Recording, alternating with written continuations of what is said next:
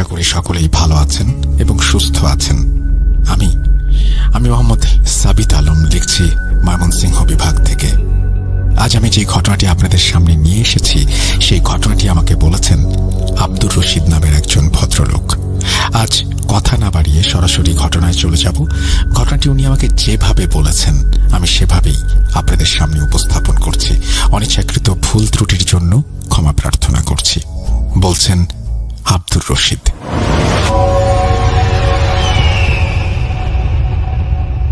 আমার নাম আব্দুর রশিদ। জন্মসূত্রে বাংলাদেশে হলেও এখন আমেরিকার বাসিন্দা। প্রায় 40 বছর আগে নিউ ইয়র্ক শহরে এসেছিলাম, আর তারপর এখানেই থেকে গেলাম। ঠিক 40 বছর আগের কথা। নিউ ইয়র্ক শহর আসার পর আমি এখানকারই একজন মানুষ হিসেবে নিজেকে মানিয়ে নিয়েছি। এই দীর্ঘ সময়ে অনেক মানুষের সঙ্গে আমার পরিচয় হয়েছে, অনেক বন্ধু জুটেছে, অনেক কিছু শিখেছি, অনেক কিছু শিখিয়েছি। আমি এখানে এসেছিলাম পড়াশোনা করার জন্য। সেই সময়ের একটি ঘটনা আজও আমার মনে এতটাই স্পষ্টভাবে গেঁথে আছে যে ভাবলেই মাথা ঘুরে যায়। আমি ভূত.কমের ঘটনাগুলো নিয়মিত শুনি, তাই আমার মনে হলো এই ঘটনাটা শেয়ার করা দরকার।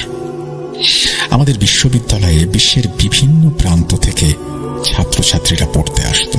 তাদের মধ্যে একজন ছিল সালমান, যে সৌদি আরব থেকে এসেছিল। ওর পূর্বপুরুষেরা আফগানিস্তানের বাসিন্দা। পরে ওর বাবা আফগানিস্তান থেকে হিজরত করে সৌদি আরবে চলে আসেন।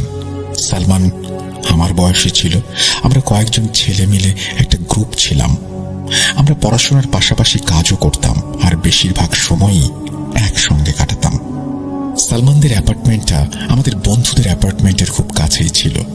ওর সঙ্গে মাঝে মধ্যেই বিশ্ববিদ্যালয়ে বা পথে ঘাটে দেখা হলে সালাম বিনিময় হতো। ও খুব ধনী পরিবারের ছেলে ছিল। আমরা যখন ট্রেনে যাতায়াত করতাম ও তখন নিজের গাড়িতে ঘুরে বেড়াতো। ওর শুধু একটাই গাড়ি ছিল না, বেশ কয়েকটি গাড়ি ছিল, যেগুলোর নামও আমরা জানতাম না। ও এতটাই ভালো পোশাক আর দামি ঘড়ি পরত যে পাশ দিয়ে হেঁটে গেলে ওর দামি পারফিউমের সুবাস আমাদের মুগ্ধ করে দিত। আমরা বাকিরা আমাদের দেশ থেকে এখানে পড়াশোনা করতে এসেছিলাম এবং কাজ করে নিজেদের খরচ চালাতাম, তাই আমাদের পক্ষে ওর মতো দামি জিনিসপত্র কেনা অসম্ভব ছিল। বিশ্ববিদ্যালয়ে ওর চালচলন আর জীবনযাত্রার চাকচিক্যের আড়ালে ও যেন কিছুটা ক্লান্ত বা বিচ্ছিন্ন হয়ে পড়েছিল। কিছুদিনের মধ্যেই ও আমাদের সঙ্গে মিশতে শুরু করলো। প্রায় যখন আমরা কোনো বিষয় নিয়ে আলোচনা বা তর্কে মাপতাম, ও আমাদের সামনে এসে বসত এবং আলোচনায় অংশ নিত। ওর জ্ঞান ছিল অসাধারণ। ও খুবই ধৈর্যশীল একটি ছেলে ছিল। মাঝে মাঝেই ও আমাদের ওর বাপ দাদার বীরত্বের গল্প শোনাত। ওর দাদা কোনো এক যুদ্ধবাজ গোষ্ঠীর সর্দার ছিলেন এবং জীবনের একটা বড় অংশ পাহাড় আর জঙ্গলে কাটিয়েছেন। আমি ধীরে ধীরে ওর সঙ্গে ঘনিষ্ঠ হয়ে খুব ভালো বন্ধু হয়ে উঠলাম। ওর কথায় যেন জাদু ছিল। আমি ওর শোনানো নানান বিষয়ের নানান গল্পগুলো খুব পছন্দ করতাম। ওর কথা বলার ভঙ্গিটাও ছিল দারুণ। ও এমন ভাবে কথা বলতো যে আমরা সবাই ওর কথায় মগ্ন হয়ে যেতাম। অন্তত আমি সেই মুহূর্তে ওর গল্পে পুরোপুরি ডুবে যেতাম। আমরা 4 বন্ধু যখনই ওর কথা আলোচনা করতাম ও হঠাৎ করেই আমাদের সামনে এসে হাজির হতো। আমরা মাঝে মাঝে অবাক হয়ে জিজ্ঞেস করতাম, আমরা যে তোর কথা বলছি সেটা তুই বুঝলি কি করে সালমান? তুই ঠিক যেন কোনো প্রেমিকার মতো আমাদের সামনে এসে হাজির হোস। কাহিনী কি? জানি রাখি যে আমরা 4 বন্ধু একটাই অ্যাপার্টমেন্টে থাকতাম, আর ও আমাদের 2-1টা অ্যাপার্টমেন্ট পরেই থাকতো। আমরা প্রায়ই সপ্তাহান্তে ওকে ডাকতাম, কখনো বারবিকিউ পার্টিতে, কখনো একসঙ্গে সিনেমা দেখার জন্য। কিন্তু ও কখনো আমাদের ওর অ্যাপার্টমেন্টে যাওয়ার জন্য ইনভাইট করেনি। আমরা ভাবতাম এর কারণটা কি? মানুষ তো সৌজন্যের খাতিরে হলেও ইনভাইট করে, অথচ আমাদের অ্যাপার্টমেন্টে প্রায় প্রতি সপ্তাহেই ওকে পাওয়া যেত। এমন নয় যে আমরা ওর আশাটা খুব অপছন্দ করতাম, বরং আমরা নিজেরাই ওকে আমন্ত্রণ জানাতাম। আমরা একসঙ্গে খুব ভালো সময়ও কাটাতাম। কিন্তু মাঝে মাঝে ও কথা বলতে বলতে হঠাৎ থেমে যেত এবং তারপর একদম চুপ হয়ে যেত। আমি 2-3 বার বিষয়টি লক্ষ্য করেছি। একদিন ওকে জিজ্ঞেস করলাম, কথা বলতে বলতে হঠাৎ চুপ হয়ে যাস কেন? পুরো কথাটা তো শেষ করবি। ও বলল, আসলে তাড়াহুড়ায় এমনটা হয়, মাঝে মাঝে মুখ ফসকে এমন কথা বেরিয়ে যায় যা হয়তো বলা উচিত ছিল না। এই বলে সে ব্যাপারটা ঠাট্টা করে উড়িয়ে দেয়। ওর সবসময় চেষ্টা থাকতো যে যখনই আমরা একসঙ্গে থাকবো সব খরচ ও একাই বহন করবে। যেমন আমরা হোটেলে খেতে গেলে ও আগেই বিল দিয়ে রাখতো। আমরা খুব অবাক হতাম, কারণ বিল তো খাওয়ার পরে আসার কথা, সেটা আগে থেকে কিভাবে দেয়া সম্ভব। ও যেভাবে বিল পরিশোধ করত সেটা আমাদের একদমই ভালো লাগতো না। ও সবসময় বলতো, ঠিক আছে, পরের বার তোরাই দিস। কিন্তু পরের বারটাও একই ঘটনা ঘটত। আমরা যখন মার্কেটে যেতাম তখনও বিল দেওয়ার সময় বুঝতে পারতাম যে আমাদের বিল আগেই পরিশোধ করা হয়ে গেছে। আমরা অবাক হয়ে ওর দিকে তাকালে ও শুধু কান ঝাঁকাতো। আমরা ওকে বললাম, দেখ ভাই, এভাবে চললে আমরা তোর সাথে কোথাও যাব না। তোর কাছে হয়তো অনেক টাকা আছে, কিন্তু তার মানে এই নয় যে তুই আমাদের আত্মসম্মানকে ছোট করবি। আলহামদুলিল্লাহ, আমাদের নিজেদের সৎ উপার্জন আছে। আমরা সবাই খেটে খাওয়া মানুষ, কিন্তু আমাদের বাপ দাদার এত ধন সম্পদ নেই যে আমরা এইভাবে উড়িয়ে বেড়াতে পারি। তুই যদি নিজে পরিশ্রম করতি তাহলে বুঝতে যে টাকা কিভাবে উপার্জন করতে হয়। এই কথা শুনেও বলতো, আমার পরিশ্রম তোদের পরিশ্রমের থেকে আলাদা। তোরা টাকা খরচ করলে তোদের টাকা কমবে, আর আমি যদি খরচ না করি তবেই আমার টাকা কমবে। তাই আমি যা করছি আমাকে করতে দে।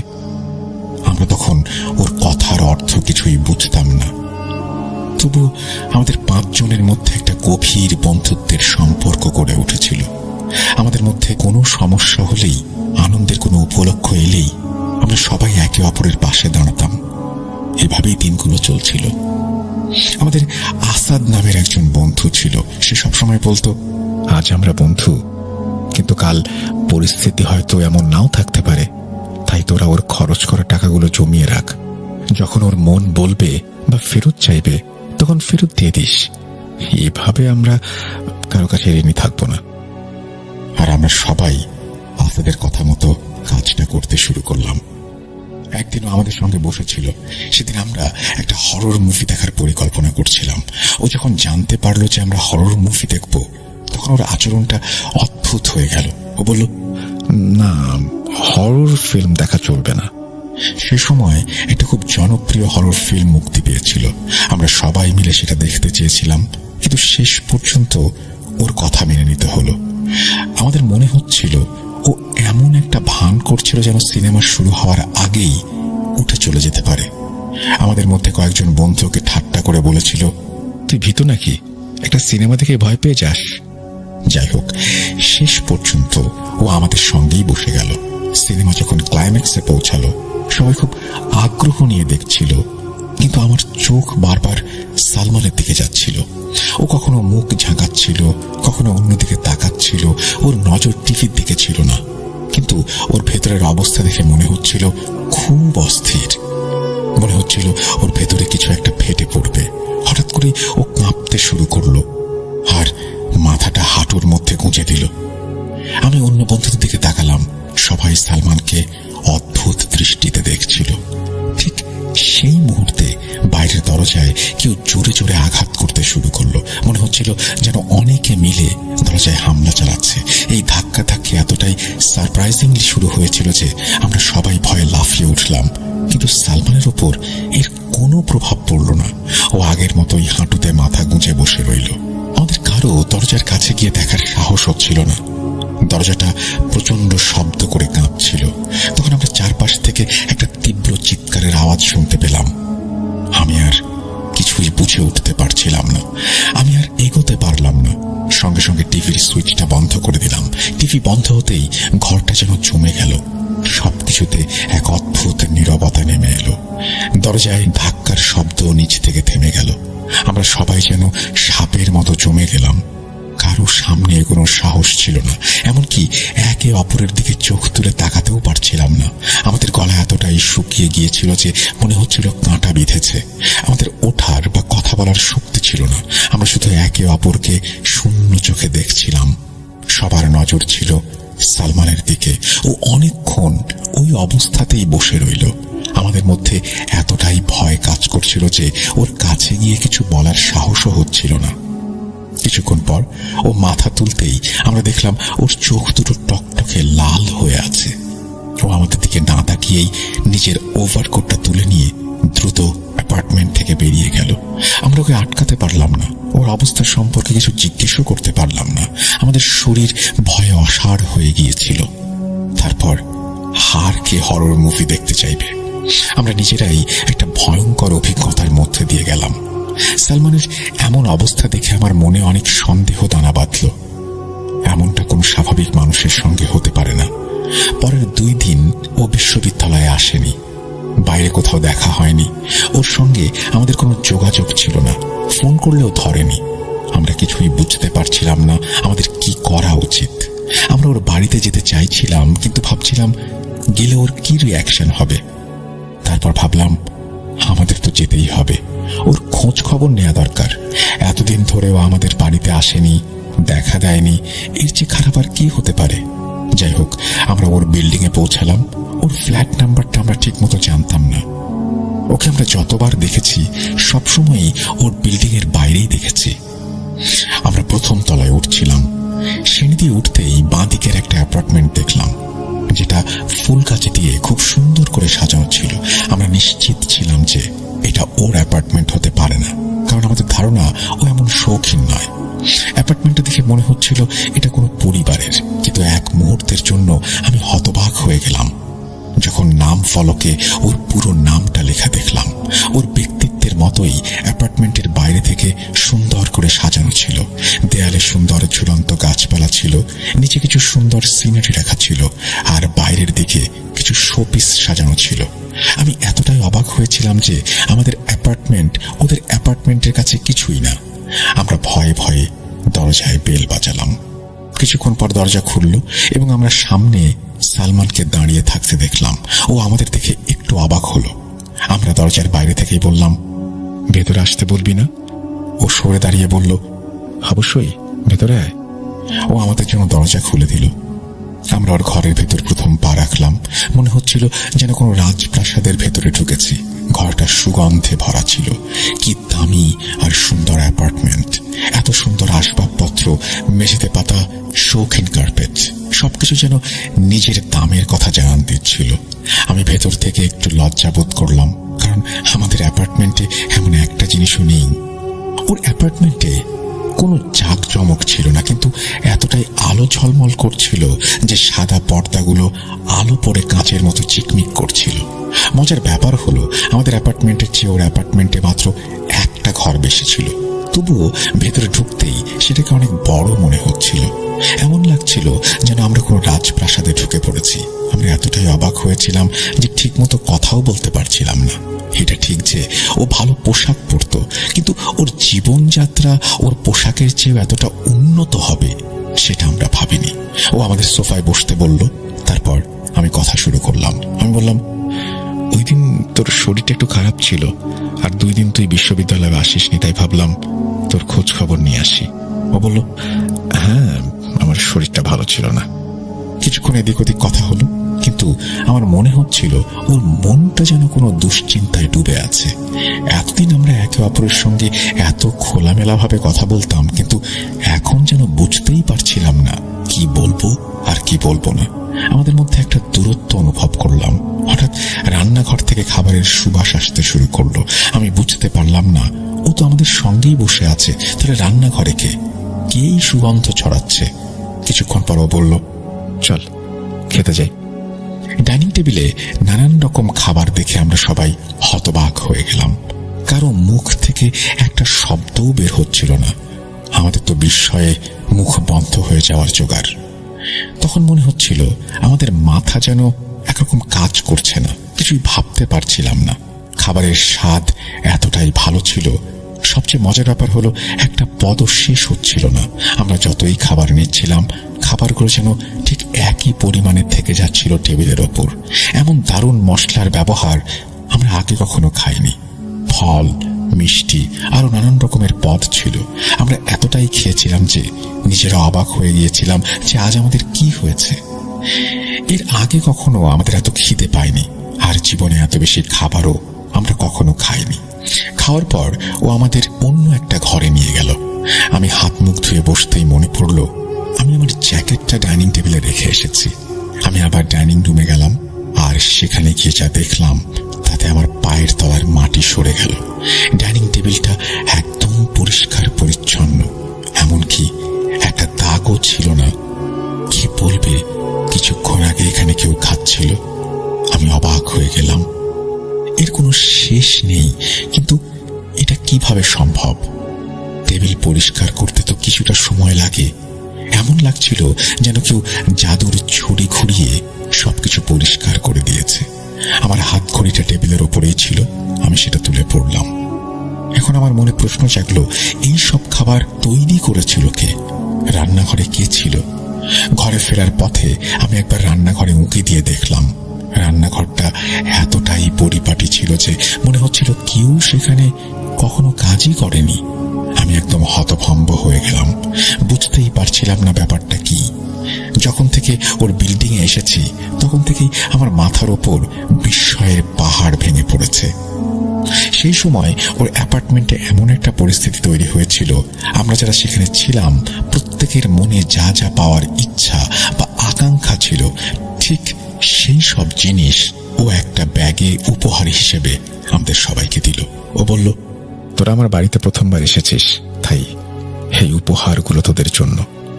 কারণ এখানে তোদের ছাড়া আর কারোর সঙ্গে আমার কোনো বন্ধুত্বের সম্পর্ক নেই। আমি আমার উপহারের ব্যাগটা খুললাম আর অবাক হয়ে গেলাম। ওর হাতে যে ঘড়িটা আমি দেখতাম, যে সুগন্ধি ও ব্যবহার করত, এবং ওর কিছু পোশাক যেগুলো দেখে আমার মনে হতো যদি আমারও এগুলো থাকতো, সবকিছুই আছে ওই ব্যাগের ভেতরে।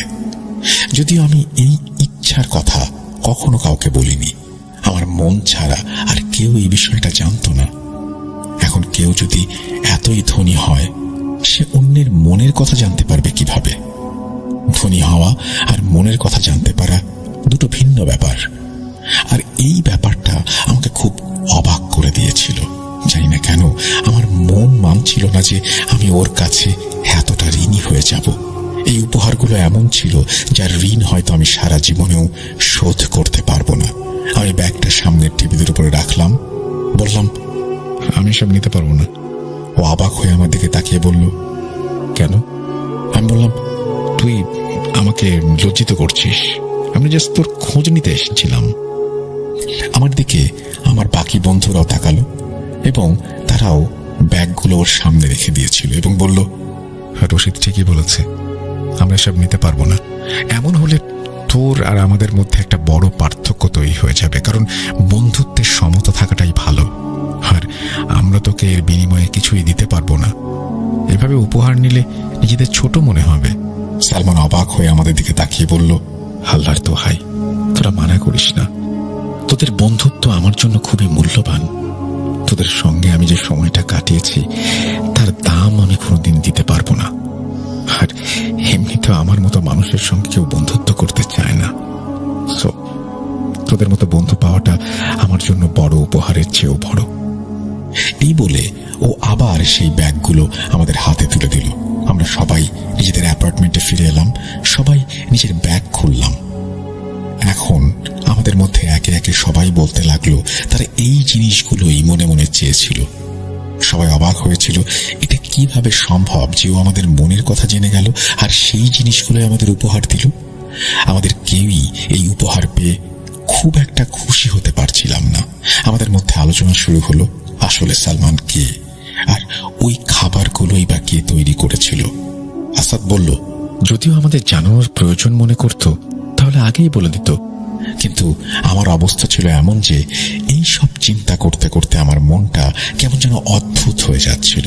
আমার মাথায় অনেক সন্দেহ ঘুরপাক খাচ্ছিল। কয়েকদিন কেটে গেল, কিন্তু আমার ভাবনা নিয়ন্ত্রণে আসছিল না। বারবার একটা কথাই মাথায় আসছিল, সালমান কে? আমি যখন ঘুমাতাম, জাগতাম, উঠতাম বা বসতাম, সব সময় এই ভাবনাটাই আমাকে কষ্ট দিচ্ছিল। একদিন আমি আমার বন্ধুদের কিছু না বলে ওর অ্যাপার্টমেন্টের সামনে গিয়ে দাঁড়ালাম। আমি 2-3 বার দরজায় বেল বাজালাম, কিন্তু ভেতর থেকে কেউ দরজা খুলল না। হঠাৎ পেছন থেকে কেউ আমার কাঁধে হাত রাখলো। ঘুরে তাকাতেই দেখি সালমান দাঁড়িয়ে আছে। ওকে দেখে আমার অদ্ভুত লাগলো। ও একটা গম্ভীর গলায় আমাকে বলল, শেষ পর্যন্ত তোর কৌতূহল তোকে আমার দরজার কাছে নিয়ে এলো। আমি মাথা নিচু করেছিলাম। ও আমার মনের কথা আবার পড়ে ফেলল। ও বলল, প্রতিজ্ঞা কর, আমি যা বলবো তুই কাউকে বলবি না। আমি ওর দিকে তাকিয়ে রইলাম। ভাবছিলাম ও আমাকে কি বলতে চায়। আমার মুখ থেকে কোনো শব্দ বের হচ্ছিল না। আমি কি বলবো? ও আবার বলল, প্রতিজ্ঞা করলে ভেতরে নিয়ে যাব। আমি মাথা নাড়লাম। ও এগিয়ে এসে দরজার একদম কাছে দাঁড়ালো এবং দরজাটা নিচ থেকেই খুলে গেল। এটা কিভাবে হলো? আমার মুখ থেকে অজান্তে এই কথাটা বেরিয়ে এলো। এ কথা শুনে ও হাসলো আর বলল, ভেতরে আয়। আমি ভেতরে ঢুকলাম। আমরা বসার আগেই দেখলাম টেবিলের উপর আগে থেকেই 2 কাপ গরম কফি রাখা আছে, যা থেকে ধোঁয়া উঠছে। আমি বললাম, তুই ছাড়া এখানে আর কে থাকে? ও বলল, আমি একাই থাকি। আমি অবাক হয়ে ওর দিকে তাকালাম। বললাম, তাহলে এই কফি এলো কিভাবে? ও হাসতে হাসতে মাথা নিচু করলো। আমি আর নিজেকে সামলাতে পারলাম না। বললাম, বল তো তুই কে, আর এই সবকিছু নিজে থেকে কিভাবে হয়ে যায়? আমি যখন এই কথাগুলো বলছিলাম, ও হঠাৎ করেই আমার সামনে বসে থাকা অবস্থাতেই অদৃশ্য হয়ে গেল। আমার গলা দিয়ে একটা চিৎকার বেরিয়ে আসছিল। আমি দৌড়ে উঠে দাঁড়ালাম। এই আতঙ্ক আমার কফির মগের ওপর এসে পড়ল। আমি গরম কফি আমার প্যান্টে আর কার্পেটে ফেললাম। আশ্চর্যের বিষয় হলো, ধোঁয়া ওঠা গরম কফি যখন আমার ওপর পড়ল, তখন আমি কোনো উত্তাপই অনুভব করলাম না। আমি ভেতর থেকে কাঁপতে শুরু করলাম। আমি চেঁচিয়ে বললাম, সালমান, তুই কোথায়? আমার সামনে আয়। তুই কে? আমি এটা বলতেই ও আবারও আমার সামনে আগের রূপে এসে দাঁড়ালো। আমি এতটাই ভয় পেয়েছিলাম যে আমার উপর আতঙ্ক ছেয়ে গেল। আমি ঠিকমতো কথাও বলতে পারছিলাম না। আমার এই পরিস্থিতি থেকে বের হতে সময় লাগছিল। নিজেকে দোষ দিচ্ছিলাম, কেন আমি এখানে এলাম। যদি আমার সঙ্গে কিছু হয়ে যায়, তাহলে আমার কোনো বন্ধু বা পরিচিত কেউ জানতেও পারবে না। তারপর ও আমার খুব কাছে এসে আমার শার্টের কলার ধরে সোফায় বসিয়ে দিল। আমার প্যান্টের যে অংশে কফি পড়েছিল, ও শুধু হাত দিয়ে জায়গাটা ছুঁয়ে দিল, যেন সেখানে কোনো কিছু পড়েনি এমন মনে হলো। আমি একদম চুপ করে সবকিছু দেখছিলাম। অনেকক্ষণ আমাদের মধ্যে এরকম নীরবতা চলল। তারপর ও বলল, আমি কে সেটাই তুই জানতে চাইছিস, তাই না? জেনে রাখ, আমি একজন মানুষ। আমি জিনও। আমি ওর কথা শুনে ওর মুখের ভাব লক্ষ্য করছিলাম। ও বলল, আমার দাদা আফগানিস্তানে যখন তাদের গোত্রের পক্ষে যুদ্ধ করছিলেন, তখন তিনি একটি পাহাড়ের গুহায় আশ্রয় নিয়েছিলেন। তারা জানতেন না যে কোন গুহায় তারা আশ্রয় নিয়েছেন। ওই গুহাটি ছিল এক জিন গোত্রের সর্দারের মেয়ের বিয়ের আয়োজনের জন্য। দাদা বাইরে শত্রুর উপস্থিতি টের পেয়েছিলেন। এরপর শত্রুরা গুহার ভেতরে ঢুকে আমার দাদার উপরে আক্রমণ চালায়। তখন দাদার তলোয়ারটা অজান্তেই সেই জায়গায় আঘাত করে যেখানে ওই গোত্রের সর্দারের মেয়ের হাজবেন্ড বসেছিল। আর তখনই সেই জিন সেখানে মারা যায়। তারা সব জিনেরা দাদাকে বন্দী করে ফেলে। তারা দাদাকে মেরে ফেলতে চায়। জিনদের গোত্রের সর্দার দাদার সামনে 2টো শর্ত রাখলো। হয় ওরা তাদের নিজের হাতে মারবে, অথবা যেহেতু দাদা খুব সাহসী, তাই তাকে সর্দারের মেয়ের সঙ্গে বিয়ে করতে হবে। দাদা সেই বিয়েতে রাজি হলেন না, কারণ দাদা তখন নিজে এক তরুণ ছেলের বাবা, যে সেই যুদ্ধে অংশ নিয়েছিল। এরপর সর্দারের পক্ষ থেকে দাদার ছেলের জন্য বিয়ের প্রস্তাব আসে। আর এভাবেই আমার বাবার বিয়ে একজন জিন কন্যার সাথে হয়। আমার মা একজন জিন, যিনি দেখতে খুব সুন্দর কিন্তু মানুষের থেকে আলাদা, আর আমি তাদেরই সন্তান। আমার মধ্যে সময়ের সঙ্গে সঙ্গে মানুষের এবং জিনের গুণাবলী মিশে আছে। আমার মা চান আমার মধ্যে জিনের বৈশিষ্ট্যগুলো বেশি থাকুক, কিন্তু আমি নিজে মানুষ হয়েই থাকতে পছন্দ করি। আমার মা এটা পছন্দ করেন না, তাই আমি আমার মা বাবার থেকে দূরে এইখানে থাকি, যেন নিজের মতো করে বাঁচতে পারি। আমার মায়ের পক্ষ থেকে আমার সেবায় সব সময় অনেক জিন নিযুক্ত থাকে, যারা আমার মায়ের বংশের এবং ওনার সর্দার বাবার কাছ থেকে এসেছেন। তুই যা কিছু দেখে অবাক হয়েছিস তার পেছনে কারণ এটাই। আমার জিন গুণাবলীর কারণেই আমি সব সময় মায়ের নজরে থাকি, আর এই কারণেই আমি তোদের আমার বাড়িতে ডাকতাম না। আমি কখনো চাইনি যে আমার আসল পরিচয় তোদের সামনে প্রকাশ পাক। আমি তোদের মতোই সাধারণ হয়ে থাকতে চাই, কিন্তু আমি বুঝতে পেরেছি যে তোদের কৌতূহল আমার ব্যক্তিত্বের গোপনীয়তা ফাঁস করে দেবে। আমার জীবনে যা কিছু অলৌকিক তা আমার মায়ের পক্ষ থেকে এসেছে, আর আমার সৎ মনটা আমি আমার বাবার কাছ থেকে পেয়েছি। আমি দুই পক্ষ থেকেই সর্দারের ছেলে। এরপর ও আমার কাছে এসে জিজ্ঞেস করলো, তুই কি এসব কথা সবাইকে বলে দিবি? আমি একটু পেছনে সরে গেলাম। জানি না কেন তখন ওকে আমার একটু ভয় লাগছিল। এর আগে আমি কখনোই শুনিনি যে মানুষের সঙ্গে জিনের বিয়ে হয়। আমি ঢোক গিলে বললাম, না, আমি প্রতিজ্ঞা করেছি এই কথাগুলো আমার আর তোর মধ্যেই থাকবে। এটা বলে আমি দ্রুত সেখান থেকে চলে এলাম, কিন্তু ওর প্রতিটি কথা আমার পিছু ছাড়ছিল না। ওই ঘটনাটা শুনে আমি একটা অদ্ভুত অনুভূতির মধ্যে ডুবে গেলাম। প্রথমে আমার মনে হলো ও হয়তো একটা জিন আমাকে মিথ্যে বলছে, কারণ আমি জানতাম না যে মানুষ আর জিনদের বিয়ের সম্পর্ক হতে পারে। এরপর অনেক দিন আমি ওর মুখোমুখি হইনি, আমার সাহসই হচ্ছিল না। যখন এই চিন্তাটা আমার মনকে পুরোপুরি গ্রাস করে ফেলল, তখন আমি ওখানকার এক মসজিদে গিয়ে একজন আলেমের কাছে এই বিষয়টা জানতে চাইলাম। তিনি অনেক তথ্য সূত্র দিয়ে প্রমাণ করলেন যে এটা সম্ভব এবং এমনটা হয়ে থাকে। আমি এই কথাটা মেনে নিতে অনেক সময় নিয়েছিলাম। এই পুরো সময়টা ও আমার সামনে একদমই আসেনি। আমাকে আমার লড়াইয়ে একাই টিকে থাকতে হয়েছিল, যেন আমি নিজেই সিদ্ধান্ত নিতে পারি যে আমি কি করতে চাই, কি করতে হবে। তারপর যখন আমি কিছুটা সামলে উঠলাম, তখন আমার ভেতরের কৌতূহলটা দমতে শুরু করলো। তখন আমি নিজেই ওর দিকে বন্ধুত্বের হাত বাড়িয়ে দিলাম। জানি না কেন আমার হৃদয় ওর থেকে দূরে থাকতে রাজি ছিল না। এরপর থেকে আমি খুব খেয়াল রাখতাম যেন ওর সামনে জোরে আওয়াজ না হয় বা কোনো হরর মুভি দেখানো না হয়, কারণ এসব জিনিস ওর মধ্যে থাকা কিছু বিশেষ গুণকে ঝাঁকিয়ে তোলে। শুধু ওর ভেতরের গুণগুলোই নয়, আশেপাশের যত অশুভ শক্তি ছিল সেগুলোও ওর ওই গুণের কাছে সক্রিয় হয়ে ওঠে। এই কারণেই সেদিন সেই সিনেমা দেখার সময় দরজায় কেউ জোরে জোরে ধাক্কা দিচ্ছিল আর চিৎকারের আওয়াজ শুনতে পাচ্ছিলাম।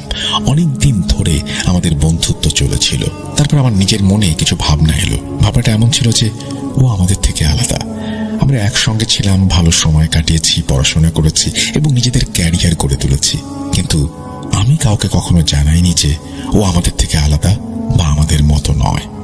আজ 40 বছর পর আমি দুনিয়াকে জানলাম যে আমার বন্ধু সালমান কোনো মানুষ ছিল না। এই ঘটনা বলার কারণ হলো 40 বছর ধরে যে বোঝা আমি বয়ে বেড়াচ্ছি সেটা আর থাকলো না। সালমান যদি কোনোভাবে এই ঘটনা শুনে থাকে, তবে আমি ওকে বলতে চাই, সালমান, তোকে আমি শেষ 2 বছরে বাংলা শিখিয়েছিলাম, কারণ আমি জানতাম কোনো একদিন কোনো এক ডায়েরি বা কোনো এক মাধ্যমে হয়তো আমি কাউকে এইটা জানাবো। আমাকে ক্ষমা করে দিস। ভালো থাকিস। এই বলেই রশিদ তার ঘটনা শেষ করেছেন। সাবিত আলম পাঠিয়েছেন এই ঘটনাটি খুবই অন্যরকম, এবং এই ঘটনাটি আমি জানি যে আমার মতো আপনাদেরও অবাক করেছে এবং আপনারা অনেক কিছুই ভাবছেন হয়তো মনে মনে। যাই হোক, সেই ভাবনাগুলো লিখুন কমেন্ট সেকশনে, এবং আমি আশা করব যে সাবিত আলম তার উত্তরও দেবেন। আমরা চলে যাব আমাদের পরবর্তী ঘটনায়।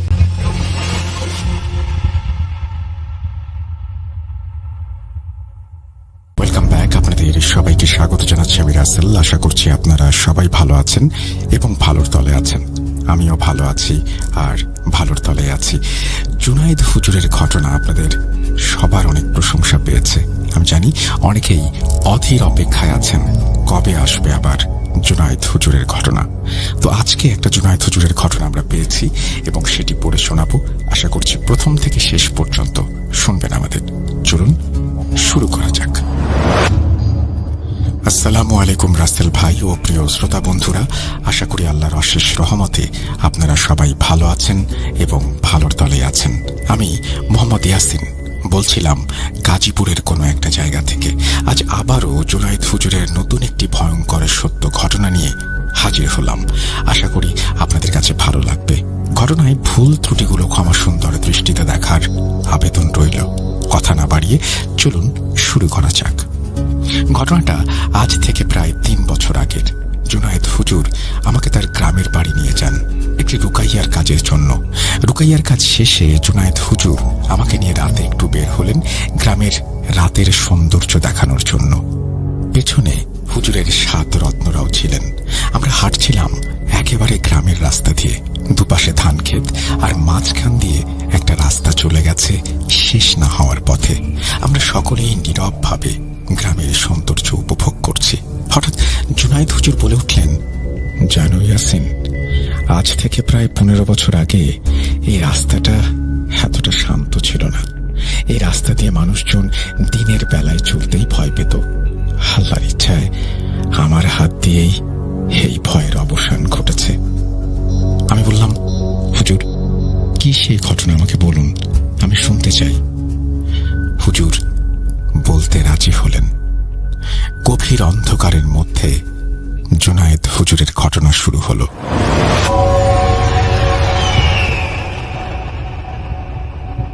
আজ থেকে প্রায় 15 বছর আগের কথা। এই রাস্তাকে বলা হতো মৃত্যুর ফাঁদ। প্রতিনিয়ত মানুষ গুম হয়ে যেত। কেউ আগুনের ধোঁয়া দেখত, উড়ন্ত ঘোড়া, লম্বা পাওয়ালা মানুষ, 5 হাত বিশিষ্ট প্রাণীও দেখত। তো আমাদের গ্রামে দক্ষিণ দিকে একটি বাড়ি আছে, সবাই বলে জামাল মিয়ার বাড়ি। জামাল মিয়া ছিল গ্রামের সবচেয়ে ধনাঢ্য ব্যক্তি। তো একদিন সকালে জামাল মিয়া আমার বাড়িতে এসে হাউমাউ করে কান্না শুরু করলো। আমার দাদা জিজ্ঞেস করে, আরে জামাল মিয়া না? কি হলো, কান্না করছো কেন? জামাল মিয়া বলল, ভাইজান, আমার সব শেষ। আমি এখন নিঃস্ব। আমি কি করব, কি হবে? দাদা বললেন, কি হয়েছে সেটা আগে বলো। জামাল মিয়া বললেন, আমার মেয়ে মৃত অবস্থায় বাসায় পড়ে আছে। এই কথা শুনে আমরা দৌড়ে জামাল মিয়ার বাসায় যাই। গিয়ে যা দেখতে পাই তা হয়তো কেউ দেখতে চাইবে না। আমরা দেখতে পাই জামাল মিয়ার মেয়ের নিথর দেহ পড়ে আছে, শরীর থেকে মাথা আলাদা করা, শরীরের বিভিন্ন স্থানে আঁচড় ও খুবলে খুবলে খাওয়া মাংসের দাগ। আর তার হাত ছিল না, মেঝেতে রক্তের বন্যা বয়ে গেছে। লাশের পাশে জামাল মিয়ার স্ত্রী অজ্ঞান অবস্থায় পড়ে আছে। জামাল মিয়ার এই একটা মাত্র মেয়ে। পরবর্তীতে আমরা জানতে পারি জামাল মিয়া ওই ভয়ঙ্কর রাস্তা দিয়ে ইলিশ মাছ কিনে ফিরছিলেন। পথে ওইখানে থাকা জিনেরা তার কাছে মাছ চায়। তিনি দিতে আপত্তি জানান।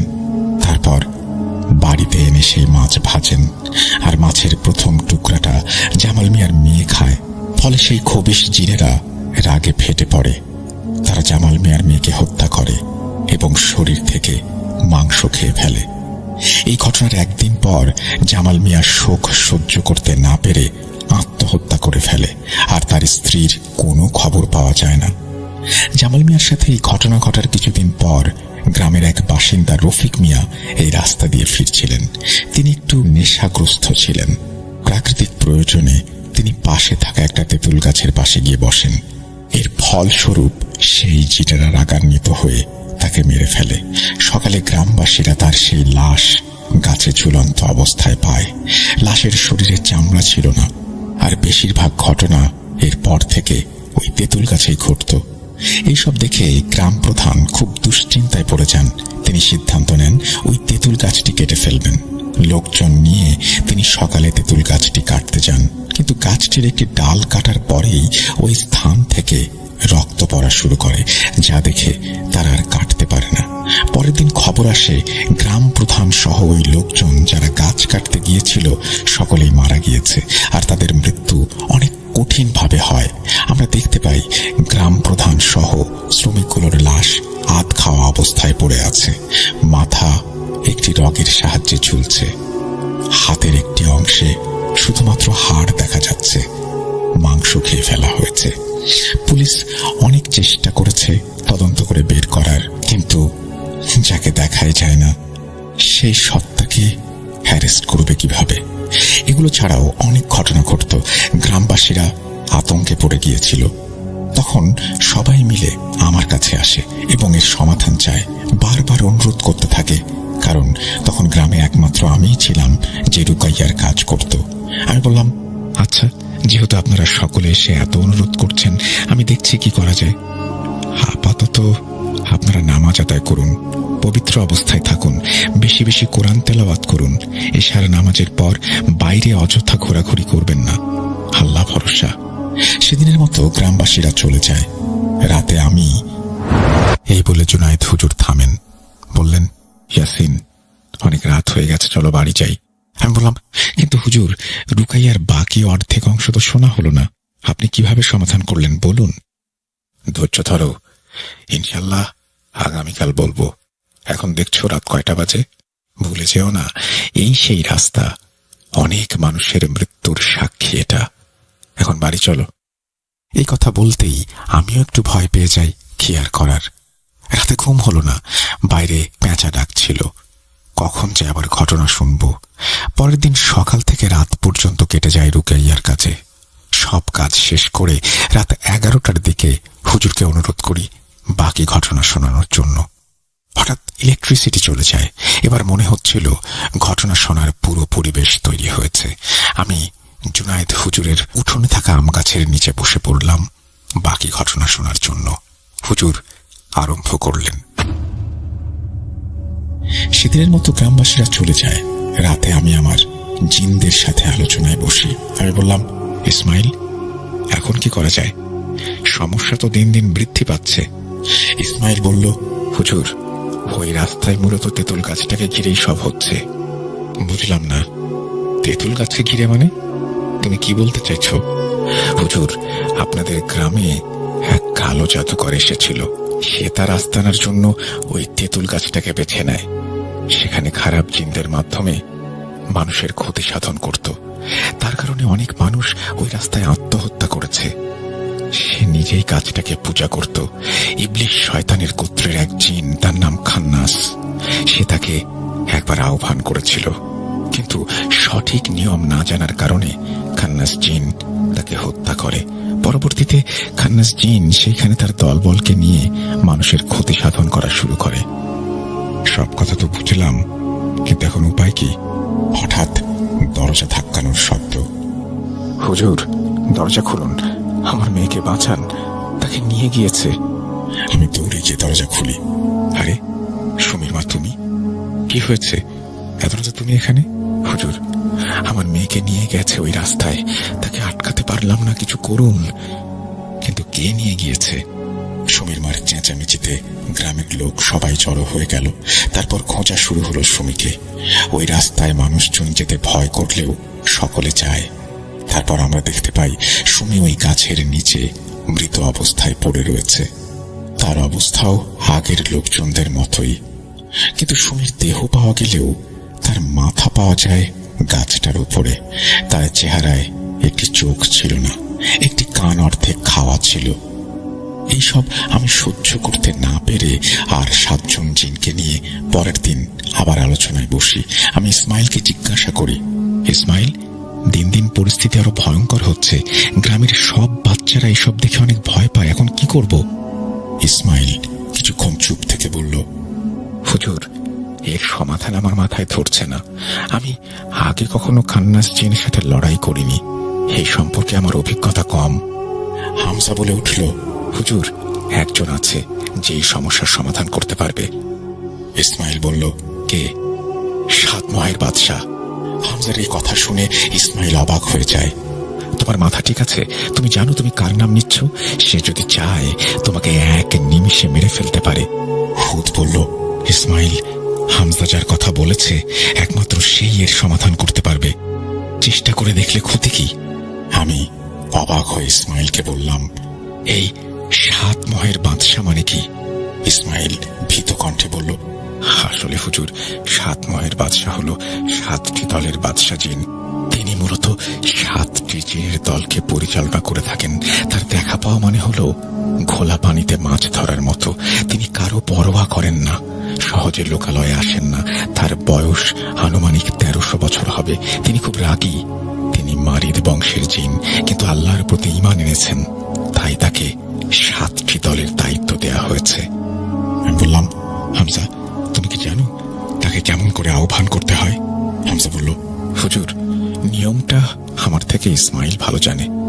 আমি ইসমাইলের দিকে তাকালাম। ইসমাইল বলল, হুজুর, বিশেষ একটি নিয়ম আছে।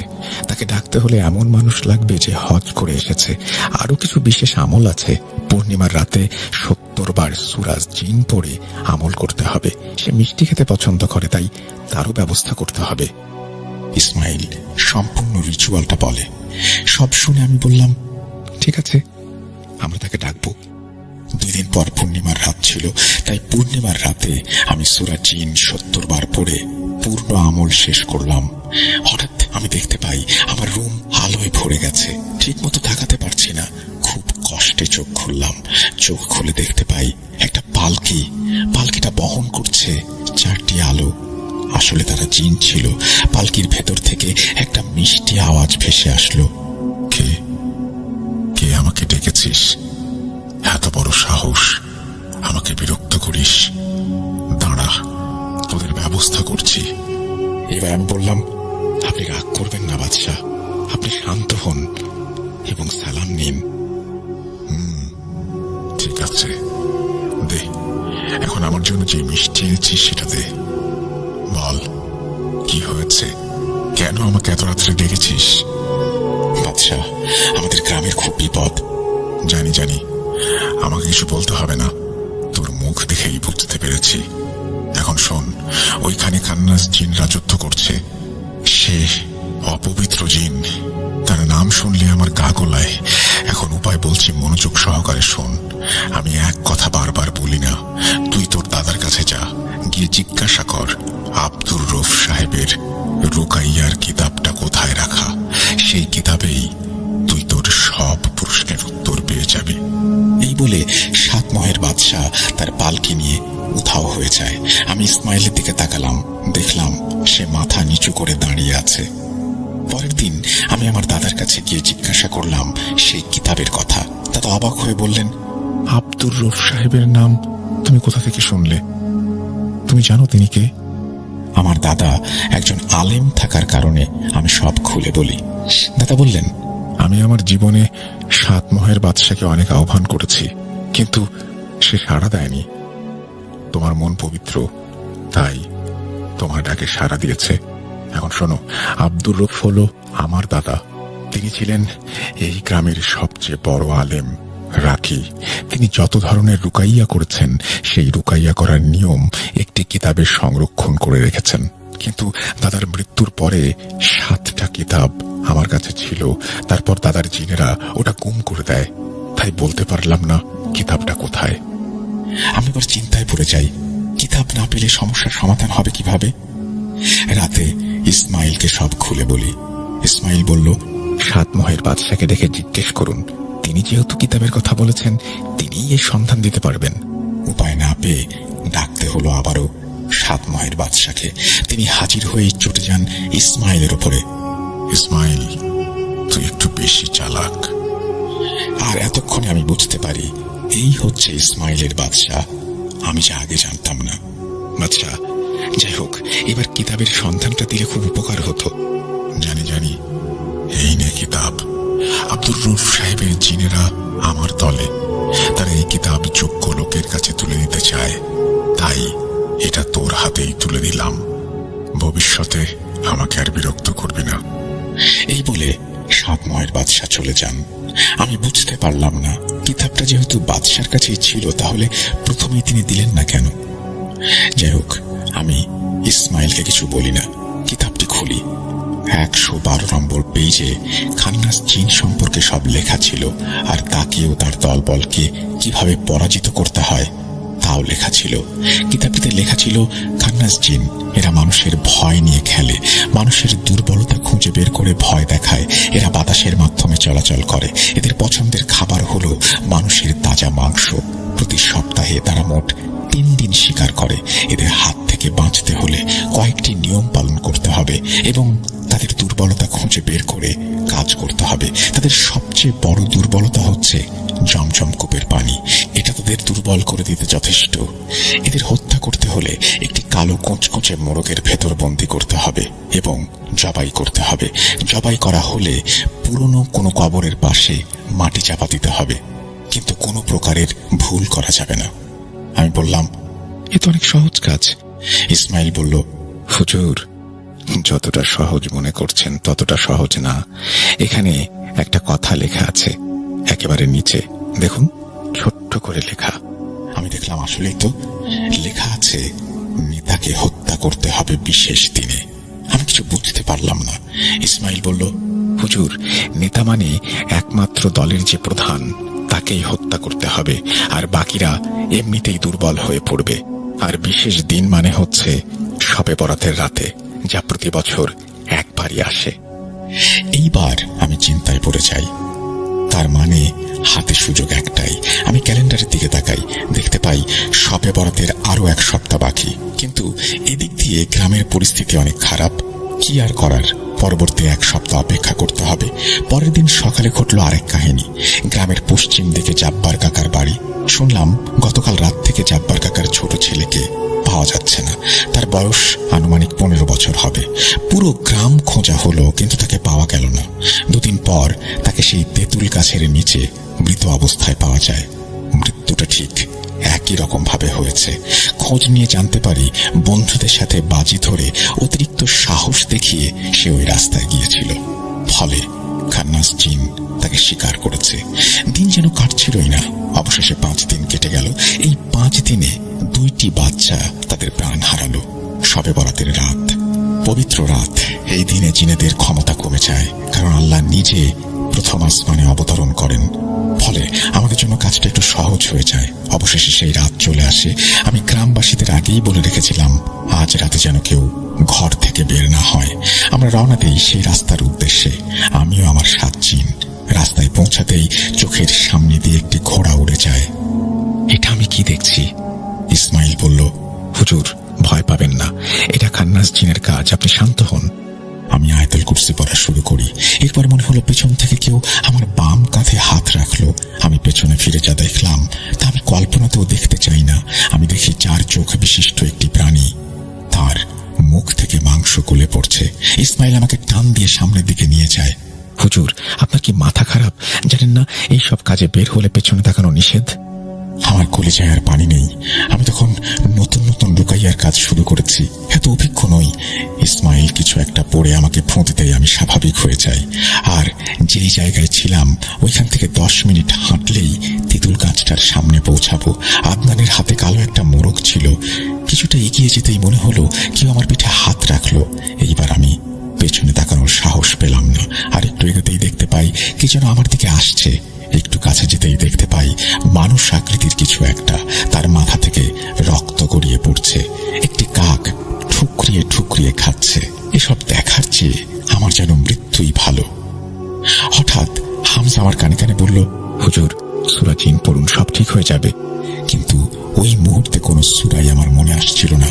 এবার আমি ভয়ে ভয়ে চোখ খুলি, দেখতে পাই অবয়বটা আর নেই। ইসমাইল বলল, হুজুর, আর দেরি করবেন না, তাড়াতাড়ি হাঁটা শুরু করুন। এইবার আমি আমার চলার গতি বাড়িয়ে দেই। হাঁটতে হাঁটতে মনে হচ্ছিল কেউ আমার পেছন থেকে নাম ধরে ডাকছে। সামনে একটু পর পর কালো কুচকুচে বেড়াল যাচ্ছে। আমি তেঁতুল গাছটি থেকে মাত্র 10 হাত দূরে আমি দেখতে পাই একটা কালো অবয়ব গাছটির মাথায় বসে রয়েছে। আমাকে দেখে সে হাসছে, চোখের পলকে সে নিচে নেমে আসে আর নারী পুরুষ মিশ্রিত কণ্ঠে বলে, সাহসের প্রশংসা করতে হয়। আমার কাছে নিজেই চলে আসলি বলির পাঠা হওয়ার জন্য। আজ আমি তোর অস্তিত্ব মুছে ফেলতে এসেছি। এই বলে আমি আমার পকেটে থাকা জমজমের পানি বের করে তার শরীরে ছুঁড়ে মারি। সে চিৎকার করতে থাকে। তারপর আমি আমার 7 জিন বিশেষ আয়াত পড়তে শুরু করি। ওই দিক দিয়ে আকাশ যেন ঘন মেঘে ছেয়ে গেছে। বজ্রপাত শুরু হয়ে গেছে। মনে হচ্ছিল গ্রামের দিক থেকে শত শত কালো অবয়ব আমাদের দিকে আসছে। হঠাৎ তেঁতুল গাছের একটি ডাল ভেঙে পড়ে। একটুর জন্য আমার মাথায় পড়েনি। আমি আয়াতের শব্দ আরো বাড়িয়ে দেই। ভয়ে আমার পা কাঁপছে। অবয়বটা তার রং বদলাতে শুরু করেছে। আর দেরি না, তাকে খুব কষ্টে মোরগের মধ্যে বন্দী করে ফেলি। মোরগটি জীবিত থাকা অবস্থায় তার মুখ থেকে রক্ত গড়িয়ে পড়ছে। আদনান মোরগটিকে নিচে রাখলো। আমি ছুরি চালাতে যাব, ঠিক সেই মুহূর্তে মোরগটা দৌড় দিল। ইসমাইল মোরগের পেছনে ছুটতে শুরু করলো। কোনো উপায় না পেয়ে মোরগের পেছন দিকে তাক করে ছুরিটি ছুঁড়ে মারল। মোরগটি মৃত্যুবরণ করল, কিন্তু যেইভাবে জবাই করার কথা ছিল সেটা হলো না। আমি আর দেরি না করে মোরগটি নিয়ে কবরস্থানের দিকে দৌড় দিলাম। এবার একটি কবর দেখলাম যা প্রায় ভেঙে গিয়েছিল। আমি মোরগটিকে পাশে রেখে মাটি খুঁড়তে শুরু করলাম। এখানে একটি ভয়ঙ্কর ঘটনা ঘটল। আমি সেই ঘটনাটি সহ্য করতে পারলাম না। হঠাৎ একটি আলোর ঝলকানি দেখতে পাই সাতমহের বাদশা। সে মোরগটার গলা চেপে আমার খোঁড়া গর্তের মধ্যে পুঁতে দেয়। সাতমহের বাদশা বলল, এখন যা, গিয়ে নামাজ পড়, রাতে তোর সাথে কথা বলবো। বাদশার পেছনে আমার 7 জিন দাঁড়িয়েছিল। ফজরের নামাজ শেষে গ্রামে একটু হাঁটাহাঁটি করছিলাম। হঠাৎ দেখি সকলে ওই রাস্তার দিকে দৌড়ে যাচ্ছে। কিছু না ভেবে আমিও তাদের পেছন পেছন যাই। গিয়ে দেখতে পাই সেই তেঁতুল গাছটি ভেঙে পড়েছে, আর গাছটির আশেপাশে 17টি কালো বেড়াল, 3টি কাক মৃত অবস্থায় পড়ে আছে। পাশে আমার ছুরিটি রয়েছে। আমি ইসমাইলের দিকে তাকালাম। সে কানে কানে বলল, সাতমহের বাদশার জন্য অপেক্ষা করুন, সব জানতে পারবেন। রাত আনুমানিক 12টার দিকে বাদশা আসেন। এসেই বললেন, আমি জানতাম খান্নাস জিনকে তোর এত সহজে শেষ করতে পারবি না, কারণ তোর 7 জিন এতটাই উচ্চ জাতের জিন নয়। খান্নাস জিনদের সাথে লড়াই করতে হলে ক্ষমতাশালী ও উচ্চ জাতের জিন লাগে। তাই ভাবলাম গ্রামবাসীদের জন্য হলেও আমি সমস্যাটার সমাধান করব। এই বলে বাদশা চলে যান। আমি হতবাক হয়ে আমার 7 জিনের দিকে তাকিয়ে থাকি। পরবর্তীতে গ্রামবাসীদের জানিয়ে দেই ওই রাস্তা এখন বিপদমুক্ত। এই বলে জুনায়েদ হুজুর থামলেন, দীর্ঘ একটা নিঃশ্বাস নিলেন আর বললেন, ওই দিনের ঘটনাই আমাকে সবচেয়ে বেশি ভয় পাইয়ে দিয়েছিল। তো রাসেল ভাই, এই ছিল ঘটনা। আশা করি আপনার প্রিয় শ্রোতারা পছন্দ করবেন। আর ভালো না লাগলে আমি আন্তরিকভাবে দুঃখিত আপনাদের সময় নষ্ট করার জন্য। আপনারা সবাই জানেন যে আমাদেরকে যিনি ঘটনা পাঠান তিনি সবসময় জুনায়েদ হুজুরের ঘটনা পাঠান, এবং তিনি আজকেও একটি ঘটনা পাঠিয়েছেন। ঘটনাটি কেমন লাগলো বলবেন, কারণ আমি আসলে এরকম মানুষের কাছ থেকে, যারা আসলে এই কাজ করেন, সরাসরি তাদের কাছ থেকে যখন ঘটনা পাই তখন খুবই উৎসাহ বোধ করি। এই ঘটনার মধ্যে অনেক কিছুই আছে যেগুলো আমারও বুঝতে সমস্যা হয়েছে। আপনাদের মনেও কোনো প্রশ্ন থাকতে পারে, আর সেই প্রশ্ন থাকলে তার উত্তর নিশ্চয়ই যিনি ঘটনা পাঠিয়েছেন তিনিই দিতে পারবেন। তাকে আপনারা চাইলে আমরা লাইভে নিয়ে আসবো।